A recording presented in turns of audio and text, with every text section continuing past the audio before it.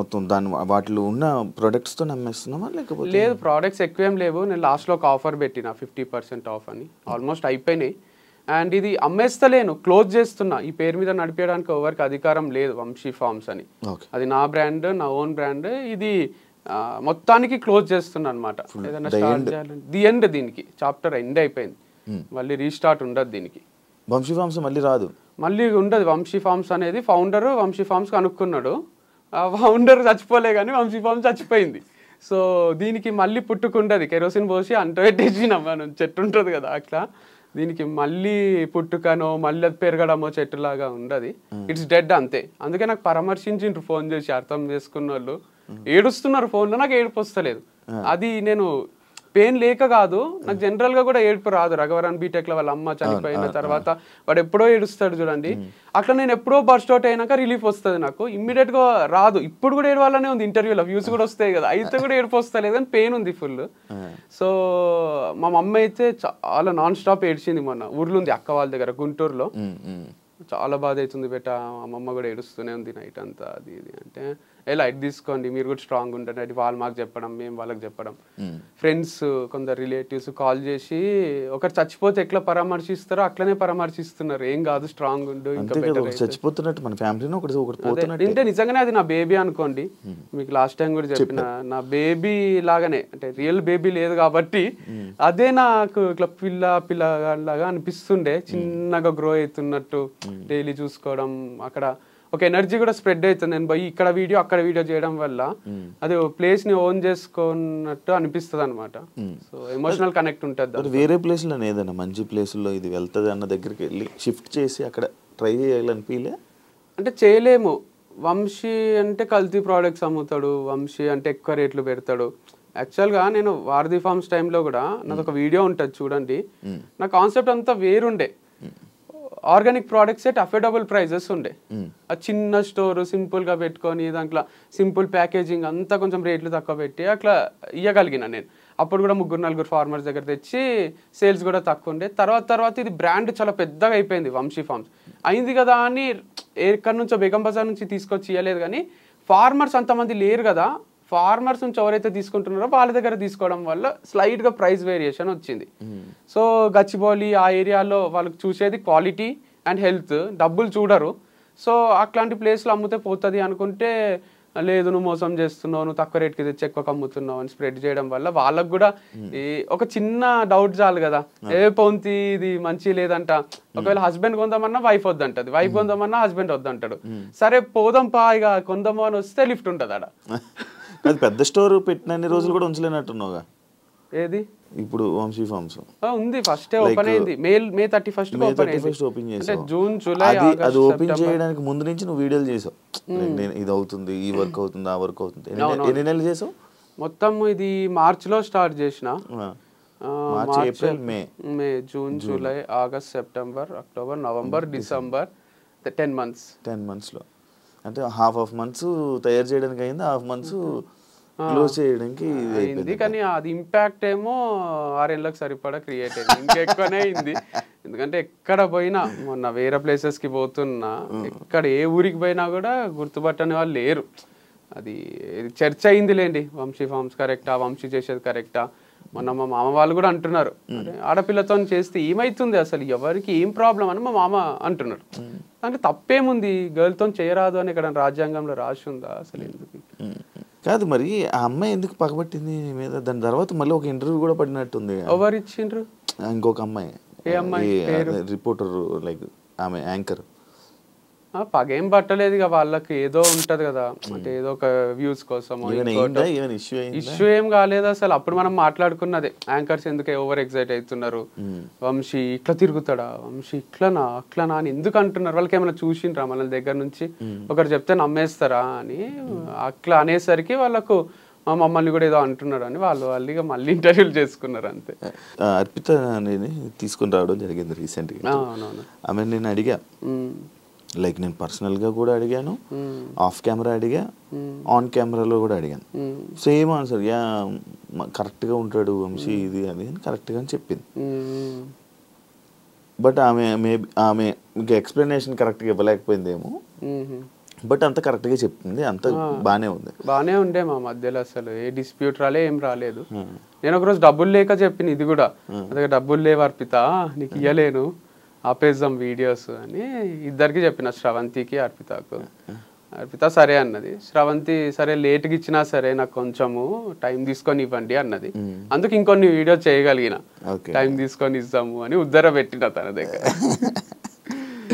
Vamsi personal లైఫ్లో చేసిన తప్పు ప్రొఫెషనల్ లైఫ్లో కూడా చేశాడు అని అంటే యాక్సెప్ట్ చేస్తా? అంటే to some extent maybe it's true from others point of view.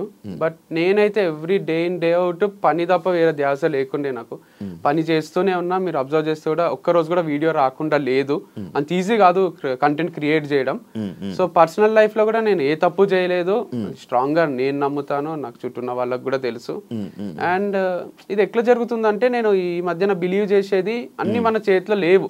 అంతా మనం రైడ్ చేసుకుంటూ పోయినా ఎక్కడి నుంచో ఏదో ప్రాబ్లం వచ్చి మనం సఫర్ అవుతాం అనమాట. అట్లే సఫర్ అయింది నా పర్సనల్ లైఫ్, ప్రొఫెషనల్ లైఫ్ రెండు జీరో గానికి రీజన్ మొత్తం నేనే కాదు, అది చాలా మంది ఇంపాక్ట్, చాలా మంది ఇంటర్ఫియరెన్స్ ఉంది దీంట్లో. సో చాలా మంది నన్ను ఓన్ చేసేసుకున్నారు. ఎంత ఓన్ చేసుకున్నారు అంటే, ఇప్పుడు నేను తాగొస్తే ఇంటికి నైట్ డాడీ తిట్టిండు అనుకోండి, అది డాడీ వరకే.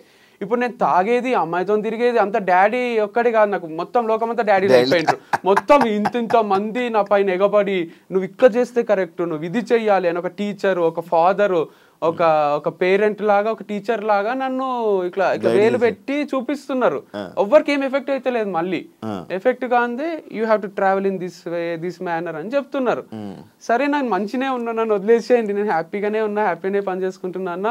నువ్వు హ్యాపీగా ఉంటే మేము చూడలేము అట్లా, నువ్వు ఏడవాలే, నీకు డివర్స్ అయింది, నువ్వు వంశీ ఫామ్ పెట్టుకొని కూడా క్లోజ్ చేసుకొని నువ్వు ఏడవాలే, అయితేనే మాకు ఆనందం అని కొంతమంది అనుకున్నారు. ఆడికి కూడా చాలా మంది సపోర్ట్ చేసే వాళ్ళు కూడా ఉన్నారులేండి, అందుకే నడిచింది ఇన్ని రోజులు. కాకపోతే కొందరికి ఆ రోల్ తీసుకోబుద్ది అయింది, ఫ్యామిలీ మెంబర్ రోల్, నాకు సాక్షించే రోలు. సో ఎందుకు అట్లా చాలా ఓన్ చేసుకున్నారు లేండి. నన్ను బయట కూడా వంశీ గారు అన్నారు, వంశీ సార్ అన్నారు, ఏమన్నారు, హే వంశీ, హాయ్ వంశీ అనే పలకరిస్తారు. వాళ్ళకి రోజు చూసి వాళ్ళు ఇంట్లోనే ఉంటున్నా నేను అన్నట్టు అనిపిస్తుంది అనమాట. వేరే వాళ్ళు షాక్ అవుతారు, మా ఫ్రెండ్స్, నీ ఫ్రెండారా ఆయన, ఏంది వంశీ హాయ్ అంటాడు అంటే, అంతే అందరు అట్లే పలకరిస్తారు ఫామ్కి వచ్చిన వాళ్ళు కూడా. అది ఇంకొక ఈ ఫేమ్తోని వేరే బిజినెస్ ప్లాన్ చేస్తూ చేయడానికి ప్లాన్ చేయడం వల్ల లైక్ ఇది ఆపేస్తున్నావు అని కూడా మైండ్లో. నేను కమెంట్స్ ఏం చదవలేదు వీడియోకి కూడా, అట్లేం లేదు, అట్లా ఐడియా ఉండింటే బాగానే ఉంటుండే, ఏం ఐడియా లేదు. సో యాజ్ ఆఫ్ నవ్ అయితే 1 వీక్ నుంచి బ్రేక్లోనే ఉన్నా. నెక్స్ట్ ఏం చేయాలనేది అయితే ఎవరైనా క్వశ్చన్ అడిగినా కొంచెం ఇరిటేషనే వస్తుంది. జాబ్ వదిలేసి ఇంట్లో కూర్చుంటారు చూడండి, అట్లే ఉంది పరిస్థితి. సో ఖాళీ ఉన్నా, ఎందుకంటే వైఫ్తో స్పెండ్ చేద్దామంటే వైఫ్ లేదు, ఫామ్స్తో స్పెండ్ చేద్దామంటే ఫామ్ లేదు, ఎవరితో స్పెండ్ చేయాలన్నా అందరికి భయం సృష్టించిండ్రు కొంతమంది. వంశీతో జాగ్రత్త అని కూర్చొని చూపిస్తారు చూడండి. సో అట్లా ఒక మనుషులల్లో ట్రావెల్ చేద్దామన్నా ఒక నాకే కన్ఫ్యూజన్ ఉంది. ఇంట్లో కూర్చుందామంటే డిప్రెషన్ వస్తుంది. సో ఇంటర్వ్యూ రూమే బాగుందని ఇంటర్వ్యూ ఇస్తున్నా. అందరినీ మోటివేట్ చేసే మీరు ఈ విషయంలో లైక్ ఇప్పుడు ఏదైతే మీ లైఫ్లో జరుగుతుందో అందులో ఫెయిల్యూర్ అయ్యారు, దీన్ని మీరు ఏం చెప్పాలనుకుంటున్నారు? దీంట్లో గ్రేట్ లైఫ్ లెసన్ ఉంది. నాకే కాదు, నా గురించి మాట్లాడిన వాళ్ళకి అందరిది ఒక చాప్టర్ లాగా తీసుకుంటే ఇంతకన్నా మోటివేషన్ ఒకటి ఉండదు. అంటే చెప్పాల్సిన అవసరం లేని మోటివేషన్. ఒక పర్సన్ హైలో స్టార్ట్ అయ్యిండు, మ్యారేజ్ వీడియోస్, అవి ఫుల్ వ్యూస్ వస్తుండే, మా ఫోటోలకు ఫుల్ లైక్స్ వస్తుండే. తర్వాత డివర్స్ అయినాక నువ్వు వేస్ట్ కానీ అది ఇది హీరోలా చూసిన వాళ్ళే జీరోలా చూసిండ్రు. మళ్ళీ ప్రొఫెషనల్గా కూడా అందరు హీరోలా చూసిండ్రు, లాస్ట్కి జీరోలా చూసిండ్రు. నేను ప్రొఫెషనల్గా జీరో అయితే సెలబ్రేట్ చేసుకుందాం అనుకునే వాళ్ళు కూడా బాధపడ్డారు. మీరు కమెంట్స్లో నాకు మా అన్న 1-2 చెప్పిండు, నన్ను బాగా నెగిటివ్ చేసి నన్ను వీడు నాశనం అయిపోవాలి, వీడు అమ్మాయిలతో తిరుగుతుండు అది ఇది అనుకున్న వాళ్ళు కూడా అరే మా వల్లనే ఏమన్నా క్లోజ్ అయిందా అని బాధపడుతున్నారు. అంటే దీంట్లో ఏముందంటే లెసన్, ఒక ఎంపైర్ కూలిపోవాలంటే వాళ్ళే తప్పు చేయాల్సిన అవసరం లేదు, చుట్టూన్న వాళ్ళ తప్పుల వల్ల కూడా దాన్ని కూల్చేయచ్చు. వెన్నుపోటు అంటారు కదా, సో ఇది ఒక పెద్ద వెన్నుపోటు లాంటిది. ఇది నన్ను నేను ఊరేసుకొని చచ్చిపోలే, నేను వెనుక నుంచి వచ్చి కుచ్చి చంపినట్టు ఇది. సో నన్ను ఏం చేయలేక నా ఫార్మ్స్ ని చేసేసిండ్రు అని, అది కూడా హార్ట్ బ్రేకే. అంటే చాలా చాలా సెన్సిటివే ఇది, ఎందుకంటే లక్షల లక్షల అప్పు ఉంది ఇది, అంటే చాలా అప్పు ఉంది. వాళ్ళందరూ అడుగుతున్నారు, వాళ్ళకి ఏం చెప్పాలో అర్థం కాదు, టైం తీసుకుంటున్నా. అండ్ దాంతోపాటు నెక్స్ట్ ఇన్కమ్ సోర్స్ ఏది లేదు నాకు, అందుకే ఇంత బాధపడుతున్నారేమో పేరెంట్స్ కూడా. అండ్ నా ప్లేస్లో ఉంటే వేరే వాళ్ళు సూసైడ్ చేసుకునే ఛాన్సెస్ ఎక్కువనే ఉండే. నేను బయటికి నవ్వుతున్నా కానీ చాలా సఫకేటింగ్గా ఉంది. నేను ఎట్లా ఓవర్కమ్ చేసి బతకాలి కాబట్టి, ఇంకా ఫ్యూచర్ ఉంటది కాబట్టి, ఆ పాట ఉంటది కదా, కేర్ ఆఫ్ కంచెరపాలెంలో, రేపే టౌన్ చూడాలంటే నీవునికి ఉండాలి కానీ, సో రేపేం అవుతుందో చూడాలంటే మనం ఉండాలి కదా. అందుకు గుండె ధైర్యం ఒక్కటి ఉంది, ఇంకేం లేదు నా దగ్గర. అసలు ఆస్తులు కూడా లేవు. ఆస్తులు అని ఉంటే ఒక 2 ఎకరాలు అమ్మేసి అందరికి తీర్చేస్తుంటాయి అని, ఒక రూపాయి ఆస్తి లేదు, అప్పులు తప్ప ఏం లేవు. దాంతోపాటు నెగటివిటీ కూడా ఉంది. మరి ఈ నెగటివిటీతో మళ్ళీ వేరే బిజినెస్ చేయలేదు కదా, ఒకవేళ ఇది చేసినా కూడా మళ్ళీ అదే నెగటివిటీ స్టార్ట్ అంటే కంప్లీట్ లేదు కదా, 100 లేదు, 50-50 ఉంది.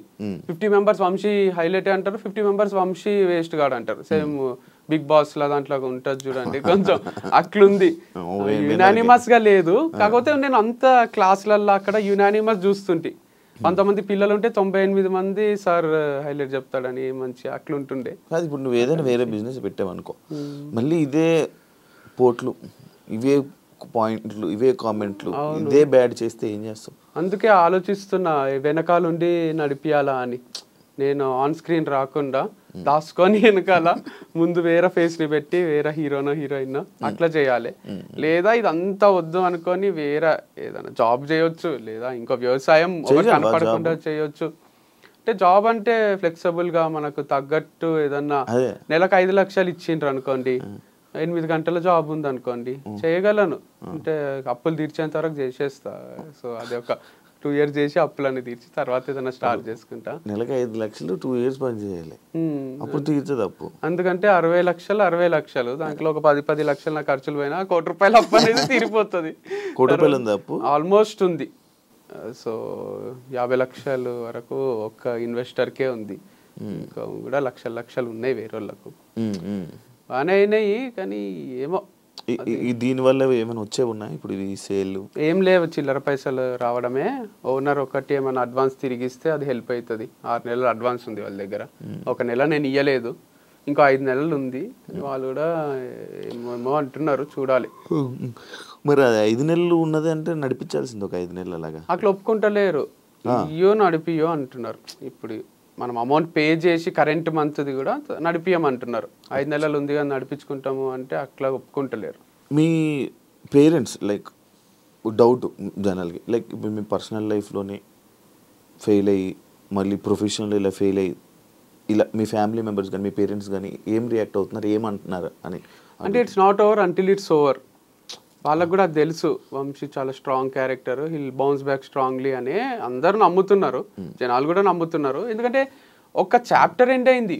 బుక్ అంటే ఒక చాప్టర్ కాదు కదా, 100 చాప్టర్లు ఉంటాయి, దాంట్లో ఒక చాప్టర్ ఎండ్ అయితే ఎండ్ కాదు కదా. కాకపోతే ఫెయిల్ అనేది కూడా ఫస్ట్ అంతా సక్సెస్, తర్వాత అంతా ఫెయిల్, మళ్ళీ సక్సెస్, మళ్ళీ ఫెయిల్, మళ్ళీ ఒకటి స్టార్ట్ చేసి ఈసారి ఇక ఫెయిల్యూర్ లేకుండా ఎండ్ వరకు దీన్ని తీసుకుపోవాలన్నమాట. ఏదన్నా మనం అనుకుంటే అవుతుందా? కాదు, కానీ అనుకోవాలి కదా, అనుకోకుంటే అసలే కాదు, స్టార్టే కాదు. కాకపోతే ఇది ఒకటి ఉంది గట్టిగా నాకు అర్థమైంది ఏంటంటే, నేచర్ ఒకటి ఉంది. మనము మంచిగా ఏదైనా చేస్తుంటే ఏదో ఒక డిస్టర్బెన్సెస్ క్రియేట్ అవుతున్నాయి, అంటే మన ప్రమేయం లేకుండానే అవుతున్నాయి. యాక్సిడెంట్ లాగా ఉందన్నమాట ఇది. సో అట్లాంటి యాక్సిడెంట్లు చాలానే జరుగుతున్నాయి. అప్పుడు అనిపిస్తుంది, అరే దేనికోసమో ఏమేమో చేస్తున్నాం, అంత క్యాల్కులేటెడ్గా బతుకుతున్నాం, కానీ ఏదో ఒకటి వచ్చి ఎఫెక్ట్ కొడుతుంది. ఏం చేయాలో అని కూడా ఒక్కొక్కసారి అనిపిస్తుంది. అంటే నిజంగానే దేవుడు ఉన్నట్టున్నాడు, పవర్ ఉన్నట్టుంది, నేచర్ ఉన్నట్టుంది, అది మనల్ని చూస్తుంటదేమో, దిష్టి తగులుతుందేమో. అందరూ మొన్న ఒకసారి సాంగి టెంపుల్ పోతే నాకు అసలు వీటిపైన పెద్ద నమ్మకం ఉండకుండే, చిలక జ్యోతిష్యం చెప్తారు కదా, ఆయన అది కార్డు తీసి చిలక జ్యోతిష్యం చెప్తున్నాడు. చూసి నాకు పెళ్ళైన విషయం చెప్తున్నాడు, నాకు డివర్స్ అయిన విషయం చెప్తున్నాడు, మీకు మళ్ళీ 2సారి పెళ్ళి అవుతుంది అంటున్నాడు. చాలా ఒకసారి అని అందం అనుకున్నా, వీడియో చూసి చెప్పాడు, అదే అనుకున్నా ఫ్యాన్. కానీ ఆయన అసలు చాలా ఏజ్డ్ పర్సన్ ఉన్నాడు, ఆయన ఏం గుర్తుపట్టినట్టు లేడు, వెరైటీ ఉన్నట్లేండి. ఆయన ఫ్యాన్ అయితే అర్థమైపోతుండే. ఆయన అదొకటే కాదు, ఇంకా వేరే వేరే కూడా నిజాలు చెప్తున్నాడు. ఇక హిందీ ఇంత పవర్ ఉంటుందా అంటే, వేరే వాళ్ళు నా పక్కన వాళ్ళు నా ఫ్రెండ్స్ అంటున్నారు దాంట్లో ఏదో ఫార్ములా ఉంటదంట, రాశులు అవి. సరే అది పోని, మహాబలేశ్వర్ పోయిన ఆడ చెయ్యి చూసి ఆయన నాకు ఎవరి వల్ల ప్రాబ్లమ్స్ వస్తాయి, ఏమైతుంది, నీ దగ్గర అందరు డబ్బులు ఉన్నాయి అనుకుంటారు కానీ నీ దగ్గర లేవు అని north Indian palmist same Prabhas లాగా చెయ్యి చూసి మొత్తం చెప్తున్నాడు ఇట్లా కళ్ళ కట్టినట్టు నువ్వు మనసులో ఒక నంబర్ అనుకో నువ్వు మీ అమ్మ పేరు అనుకో ఏ నంబర్ అనుకున్నావు నేను చెప్తా అని నేను మనసులో అనుకున్న నంబర్ అయినా బయటికి చెప్తున్నాడు. ఇక అంతకన్నా విచిత్రం ఉంటుంది. మళ్ళీ నంబర్ ఏదో 1 to 10 కూడా కాదు 1 to 30 మధ్యలో ఒక నంబర్ అనుకో నేను చెప్తా అంటున్నాడు మనసులో.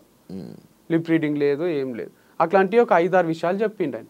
అప్పుడు జాతకాల మీద దీని మీద ఇదంతా నిజంగా ఉన్నట్టుంది, వీళ్ళు చాలా పవర్ఫుల్లే ఉన్నారు. రాధేశ్యామ్ అని సినిమా తీసిండు కదా, అది నిజంగానే ఉన్నట్టున్నాడు. అట్లాంటి ఫేమస్ పామిస్ట్ అని అనిపించింది. చేతి రాతలు తలరాతలు మంజునాథ సినిమాలైనా కనిపిస్తుంది చూడండి, ఇటు వస్తాడు నెక్స్ట్ అని. అట్లా ఉన్నారు ఆ పవర్ కనుక్కునేటోళ్ళు, ఫ్యూచర్ ప్రెడిక్ట్ చేసేటోళ్ళు ఉన్నారు అనమాట. పాస్ట్ చెప్తున్నారు, ఫ్యూచర్ చెప్తున్నారు వాళ్ళు. నీకు రాధేశ్యామ్ సినిమా నచ్చుతుందా? కొంచెం నచ్చింది. ఎండింగ్ అదంతా కూడా నాకు బాగా అనిపించింది. ఫ్లాప్ అయింది కానీ ఫ్లాప్ అయింది కానీ సమాజం యాక్సెప్ట్ చేయదు మనకి సినిమా నచ్చిందంటే. యాక్సెప్ట్ చేయదు. కాకపోతే అది